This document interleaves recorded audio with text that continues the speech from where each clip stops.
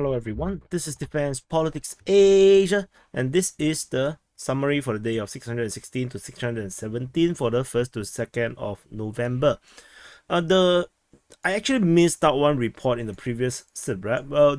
There was a surface drone strike at Sevastopol, and I think 3 unmanned suicide boats tried to enter the port. Two was destroyed, and one managed to run away. That's quite interesting that they actually run away. So anyway, other than that, there was a lot of those drone strikes, aerial drones and missiles, but most of them didn't really do much, so nothing worth reporting. In the southern front, the main battle in this front in the Kherson region is mainly at this Kreminna region. So this is Kreminna. Kreminna is actually in you can see that Kherson is here. This Kherson, and this is Novosilka, and now Kreminna is over here. And the Ukrainian forces continue to manage to hold this beachhead, and they are under severe pressure from the Russian forces over the past 2 days. And geolocation suggests that the Ukrainian forces are still within Kreminna, and the Russian forces are trying to attack through the forest region. However, this geolocation is actually a scene of dead Russian soldiers. And the Russians, I think, if I'm not wrong, they sent in the Marines. So according to the Corps of Russian Marines, so they are from the Caspian Flotilla. So these are considered more of the elite troops, a bit like the airborne troops. So it shows the importance of this town, the need to clear out the Ukrainian forces over at this beachhead. So they sent in the more advanced troops. So far, the Ukrainian forces are making a very good effort to hold a position, and that's all from the southern front. We move on over at the Zaporizhzhia front. So this is the Zaporizhzhia front line, and we have the Orikhiv sector and the Velyka Novosilka sector. At the Orikhiv sector, just on the west of the Orikhiv sector, there is a geolocation south of Mali Shubaki. So it's just some update in terms of the front line. So nothing very significant in that sense. Over at the Orikhiv sector, the Russian forces continue their counter-offensive over at this region here against the Ukrainian counter-offensive. So in a way, you can call this the counter-offensive. And so fighting is reported over the past 2 days at Robotine and over at Verbove. And Verbove only on the 1st of November. On the 2nd of November, I didn't see any information of any reports of fighting over here. The Ukrainian forces were pushing out towards the west of Robotine over on the 1st. Also, we did not see a report of them fighting on the 2nd. So which means the Ukrainian offensive over in this region is also running pretty much near its cost. And there's an important note is that the Ukrainian Defense Ministry's morning report, in today's morning report, they dropped the word assault in the Bakhmut Front. So previously they say that they are doing offensive operations towards Melitopol, and then there is an offensive operation at Bakhmut Front. Then they bracket assault. This entire Bakhmut one disappeared. So it is a quiet acknowledgement that the Bakhmut offensive has basically ended. This is something I just want to note before I forget. There is some certain geolocation of Ukrainian forces over on the western part of Robotine, which clearly shows there is fighting in this region here. Usually the geolocations so near the front line tend to suggest fighting. There is a geolocation over here on the 1st by Kreminna Caprice. This is actually infantry units get attacked by Russian drones. They are holding the line over in the forest line around this region here, and then they got struck by Russian drones. So situation over here is getting more and more boring. I mean, for Ukraine war fans that you guys are evil people who want to watch this like a sports. It's getting a bit more boring. yeah, so that's what it is now. Moving on from the Orikhiv sector, we go into the Hulyaipole sector. This is Hulyaipole, and at the Hulyaipole sector, we have some Russian offensive or assault operation seems to be developing over in the Novosilka and over at Melinivka. So this name is very sexy. You know, it's like a slut. You know, slut. There's a slut over there, and Novo is new, so this is a new slut. Topil. So the new slut and a Melinivka. Currently, there is some kind of operation. The Melinivka one, the previous one was on the 22nd of October, which I did mention. It was interesting to have something over here, and then we have actually a new information on the 1st and the 2nd. There is fighting reported in this direction. It's reported by the Vostok group of forces. The Russian side actually reported about this. They are attacking Ukrainian forces that were doing rotations, and the Novosilka one is only on the 1st of November. The 2nd November did not mention Novosilka. So as you can see, only Melinivka, and there's no Novosilka. So this is interesting. We will continue to watch if this will turn out to be a new offensive operation. Then it will be yet another big headache for the Ukrainian forces. We move on into the Velyka Novosilka sector. This is Velyka Novosilka. This is the Velyka Novosilka sector. Similarly, at this front line, you can see that the Russians are actually on the offensive over at the Prione, in the north of Prione, Staromayoske, as well as Uruzhaine. And there's geolocation of Russian forces over this position, corroborating that the front line is actually there. But this is not a good geolocation if you are pro-Russian. I think this one was attack of the infantry unit in the position of the Ukrainian forces, and then they were there's a mop up of an assault group of a stronghold of the Ukrainian forces with fire support. Okay, so it's not a negative one. So I remembered wrongly. I thought it's like some dead Russian soldiers or Russian soldiers under attack. So there's a geolocation also over here for the Ukrainians in the southern part of Staromayoske, but it does only show that the Russians have not gone into an assault over at Staromayoske, despite we actually see information Ukrainian Defense Ministry say that the Russians conducted unsuccessful assault over in the area of Staromayoske. However, if you look at the Russian information, they only say that they are actually trying to thwart rotation attempts. Similarly, on the next day, the same reports is being repeated on the 1st and the 2nd of November. Uruzhaine, there is only an attack. Basically, this looks like a fire mission, according to the report coming from the Russian Defense Ministry for Uruzhaine.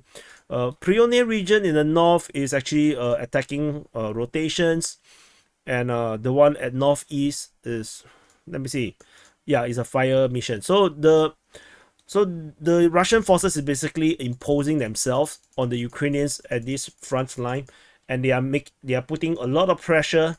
Putting a lot of pressure on the Ukrainian forces, and the Ukrainian forces, are struggling probably to do rotations to try to hold the position, because I don't think the Ukrainians have much left. I don't think they have much gas left in terms of offensive operation. The only thing they can do is to hold lines, and although the Ukrainians are very good at holding their lines. So let's see how this goes. We move on into the Donetsk Front. So this is the Donetsk Front. Just for history purposes, Donetsk Front used to be really long. It used to be like this long. This is the entire of Donetsk Front. But because we cut away this part as Svatove Front, then we cut away this part as Bakhmut Front, and then the Niu-York Front, Avdiivka Front. So as a result, the Donetsk is only left with this part. So in case you guys are wondering, because this entire state here, this entire oblast here, this is Donetsk. So which is why by right the whole front is actually Donetsk Front. So anyway, over at this Donetsk Front, we have reports of fighting near Preshevka, according to the Ukrainian Defense Ministry, on the 2nd, and Shevchenko on the 1st. Shevchenko is on the 1st, according to Deep State UA. Moving on to we go to the Voleda, towards the east, towards the Voleda region. This is Voleda. This is the fortress city of Voleda, And at Voleda, there is fighting being reported near Voleda, according to Russian Defense Ministry. They are doing some fire missions on the Ukrainian forces over at Voleda, and there is reports of fighting near Mikhailsk. The Russian Defense Ministry Vostok group of forces reported that they are attacking the Ukrainian forces for doing rotations, because they don't like people to turn, and then Deep State UA actually made a one-liner. They say that near Mikhailsk, massive columns of equipments they are mating was stopped. So they don't like the equipments to mate, because then they will duplicate and multiply, and that will give the Russian forces a lot more vehicles. So they say that these massive columns of vehicle equipments are stopped from effing each other. So that's it from Mikhailsk region. There is some reports that previously we have this fighting towards Vodine. I just realized this is not pronounced as Vodian, this is pronounced as Vodine. Yeah, the more you know, like after almost 2 years of reporting, then so Vodine. So all these reports of fighting towards or near Vodine is very suspicious. I want to see if the Russians actually push much higher. It's kind of unclear at this moment, but we shall see how this goes. Because this is actually a bit far to just call it that. Anyway, over at Novosilka, we actually have fighting being reported over the past 2 days, according to the Russian Defense Ministry. And then the second day, yesterday's one was corroborated by the Ukrainian Defense Ministry.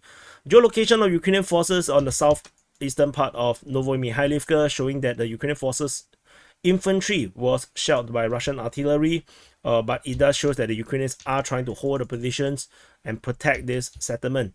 We move further up north. Marinka, we have Marinka thing.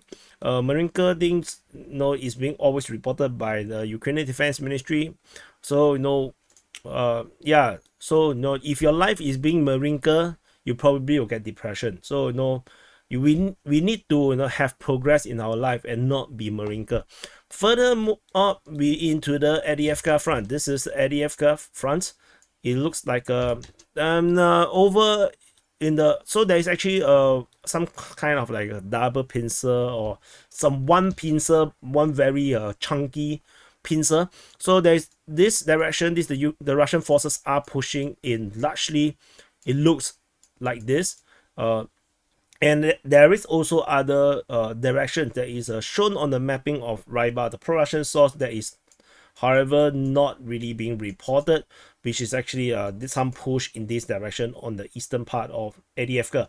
However, the main ones is actually still the jaws on the outside, like baby shark do and that kind of thing. And so the lower jaw of the baby shark, we have fighting reported at Pervomaysk on the 1st of November. I believe, yeah, I think this is 1st and 2nd, probably. I believe it's 1st and 2nd. Anyway,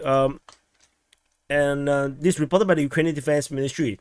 Most of this information do come from the Ukrainian Defense Ministry, like the one at Vodine. This is another Vodine or Vodiane.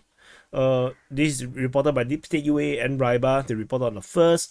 Tonenke by the Ukrainians on the 2nd.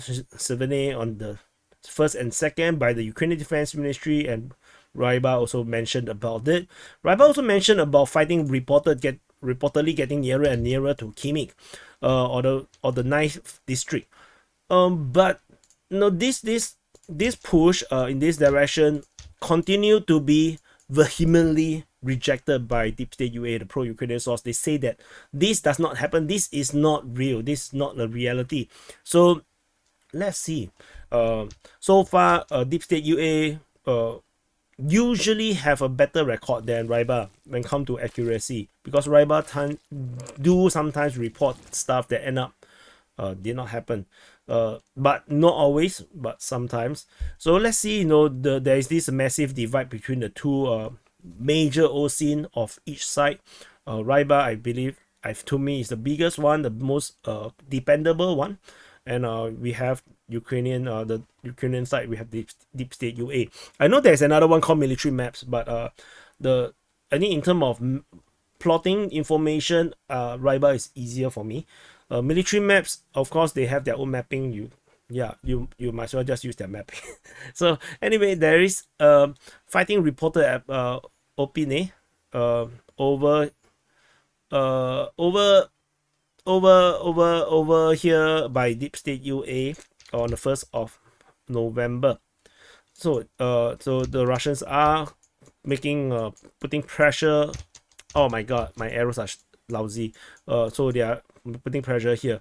This time around we did not have any reports of fighting in the southern part of Avdiivka, and further up in the northern flank we have fighting reported near the coke plant. And then the Ukrainians were reportedly counter-attacking. I think I forgot to change the dates. I think this is 2nd of November. Yeah, I'm so sorry. Yes, sometimes when I do mapping I get distracted. So and then the main 2 days is both actually by Deep State UA. They mentioned about the Russians main push is actually in this direction and not over in the Khimik region on the north of Opine. Further up north, we have fighting reported at Stepove by the Ukrainian Defense Ministry on the 2nd. And then there was some reports of, and there's some frontline changes in this area here.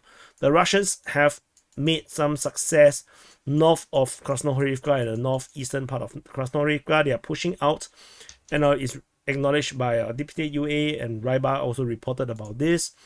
And yeah, you see Deep State UA say that it's partial success. So if this is partial, I don't know why it's entirely successful. So yeah, this kind of standards is very very hard to tell.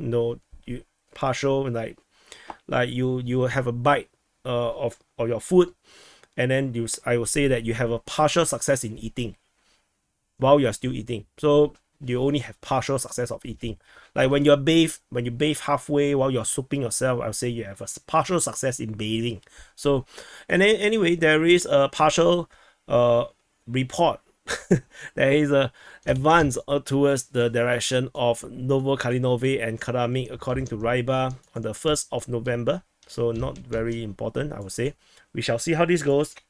And moving on from the Avdiivka Front, we move into the Niu-York Front. This is New York. The Ukrainian Defense Ministry continued to insist that there is fighting over at the Pivdenie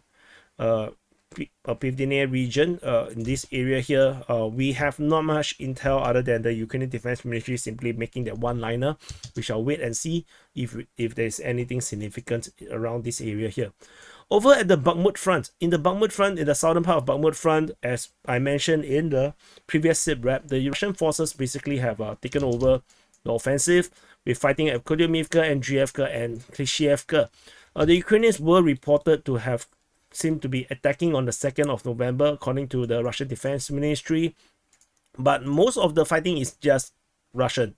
So Russian Defense Ministry, Ukrainian Defense Ministry, Deep State UA, basically everyone acknowledged that the Russians are actually on the offensive over in the Klishchiivka region, and Avdiivka similarly is reported on the Ukrainian side, and Kupyansk is reported by the Russians. So the entire Bakhmut Front is fried, I would say.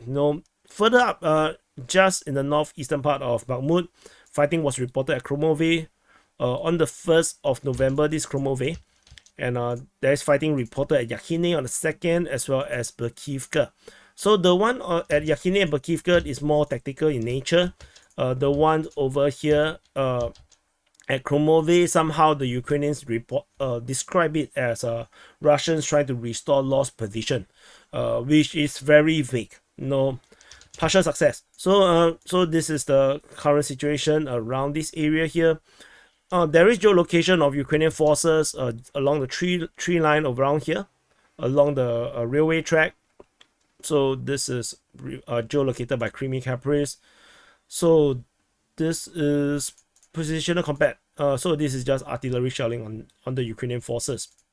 It's all from the Bakhmut Front.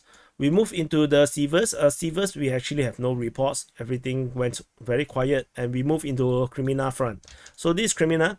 And at the Kreminna Front, we have not much report around the PG front. We only have Ukrainians attacking reported on the 1st of November. according to the Russian Defense Ministry, as well as at Dibrova on the 2nd of November. As you can see, the tempo around here is getting slower and slower and slower. So, you know, don't eat so much, because this is the piggy, right? The piggy eats so much, you know. So the piggy front is sad. Okay, moving on, we move further up north. There is geolocation of Ukrainian forces over at Nevsky. They get airstrike by Russian fat bombs. Again, the usage of these guided unguided bombs, guided unguided bombs, getting more and more frequent, and is becoming as frequent from the from this very superficial outside view there, where we are just watching sources or videos and everything. These fat bombs are getting as frequent as the Lancets, as far as I can tell. So the Russians, basically their air force is flying unimpeded. There's a severe lack of surface-to-air missiles on the Ukrainian side right now. There is no air defense. There's no air-to-air fighters to intercept Russian planes, and when they do fly, they get shot down. Yeah, so imagine getting this kind of air strikes getting as common as Lancets is quite actually quite scary. The Makiivka reported fighting according to Deep State UA. They say that the Russians have partial success again. So no, and there is some fighting reported near Grekivka, according to the Russian Defense Ministry. This is very like I say, Grekivka is a bit far, so just take it with a pinch of salt. I'm not sure how to you know internalize what it's supposed to mean. Over at the Svatove Front, there is some fighting reported at Stemakivka on the 1st of November. According to the Ukrainian Defense Ministry, they say that they repelled multiple attacks, with the Russians trying to push towards Stemakivka. Just let's see how this goes. So, yep, that's it. That's what happened. Over at the Kupyansk Front. So this is Kupyansk. At the Kupyansk Front, we have Russians seemingly attacking in multiple directions. We have fighting reported. Okay, let's see. Let me push now. South of Mesitivka, south around Sinkivka region or Liman Peshi region. There is fighting reported near Petropavlivka. There's fighting reported near Peshotrevnivi. There's Olyansky as well as Ivanivka. So if you look at this in this way, it's basically across the entire front line. So yeah, we shall see, because previously it was just it was just like this. So now it's becoming a vampire thief. And there is geolocation of Ukrainian forces just off Stepova Novosilka. Otherwise, the Russian forces are attacking on the 1st and 2nd on the Ivanivka, Olyansky on the 1st, Peshotrevnivi on the 2nd. And then we have fighting reported near Petropavlivka by the Ukrainian Defense Ministry's report on the 2nd. Sinkivka see fighting on both days according to the Ukrainian Defense Ministry, and south of Mesitivka is according to Deep State UA. The Ukrainians were attacking as well. They were attacking at Sinkivka on 1st to 2nd, and in fact in the latest report from the Russian Defense Ministry, as per the recording, Zapad group of forces also reported in 2 days, so that's why it's a third, that the Ukrainians 57 separate motorized infantry were attacking. There is fighting reported at Vyshana on the 1st of November according to Deep State UA. And yeah, they say clashes, and based on the last reports of fighting, it's Ukrainian, so I put it Ukrainian, but it could be the Russians. So anyway, this is the Kupyansk Front, and this is the SITREP. Oh wait, I haven't covered some of the short planes getting shot down. So Ukrainian Sukhoi 27 shot down over Novosilka, just northwest of Liman. There is Sukhoi 27 shot down over Kuroidivka. I thought I pronounced it as Japanese. Kuroidivka. So anyway, and then so Sukhoi 27s. Let's see how much aircraft is there left with the Ukrainian side, because the Russians keep claiming that they shoot down stuff, but it's getting a bit ridiculous. And then there is a Ukrainian Sukhoi 27 that is destroyed right at the airbase itself, at this Midhorod or Migorod air base. So according to the Russian Defense Ministry, they say that one Sukhoi 27 was destroyed at the airbase at the Potova region. So yeah, I wonder what hit it, because that's a little bit far from the front lines. And this is the summary for the day of 616 to 617 for the 1st to 2nd of November. The paying members or the DPA sergeants officers will get the access to this report first. So for those that are watching on the delayed telecast on the YouTube DPA War channel or on Rumble, do press the like button, subscribe, and I'll see you in the next update.